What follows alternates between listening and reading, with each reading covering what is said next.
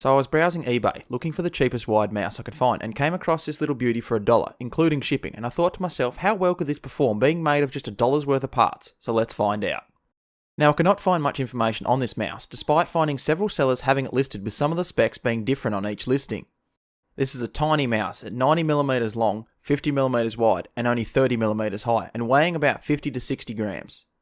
Yes, this mouse is tiny in your hand, being about less than half the size of an ordinary gaming mouse, which makes it hard to manoeuvre for precise aim. On the left and right hand side it is bare, apart from small dimples to help with grip. On top is a plastic scroll wheel that is stiff to press and does not always register, but is positioned close enough to reach. The left and right hand side clicks also require slightly too much pressure to actuate for my liking, but nevertheless they work.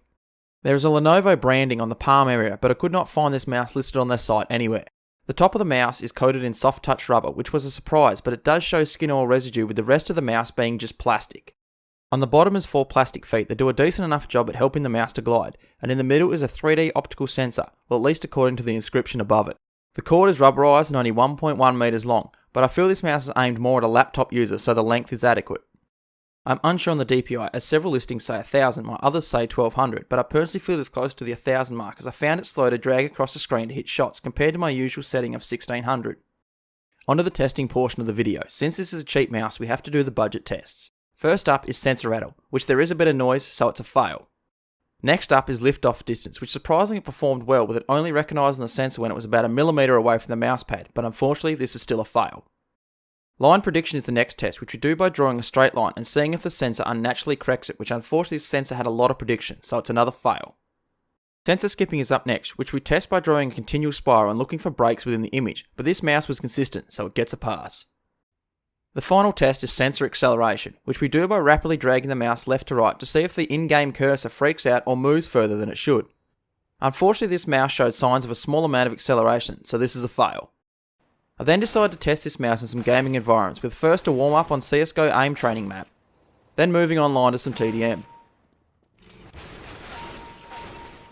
Next up it's on to Battlefield 4 for some close up and personal engagements, then on to some sniping. I felt restricted with this mouse with its overall size and DPI making it incredibly hard to accurately drag my cursor to the desired location, so I could only see this mouse being used for gaming in the most casual of games. In conclusion, I was blown away by what a $1 mouse could bring to the table, as I expected it to fall to pieces the moment I breathed in its general direction, but it held up well. If you desperately need a mouse because you can't stand your laptop touchpad or prefer a mouse that can fit in your pocket to travel to a casual LAN party, then this is the answer, as it doesn't do anything spectacular, but it just works, as long as you can overlook its size and the occasional scroll click not registering. I will leave the eBay listing link in the description if you are interested in this mouse, even if you want to buy it and just leave it in the cupboard or a drawer as a backup. If you enjoyed this video, leave a like, and if you really enjoyed it, please consider subscribing for more reviews and other content in the future. If you have a suggestion, question or criticism, leave a comment. Thank you very much for watching.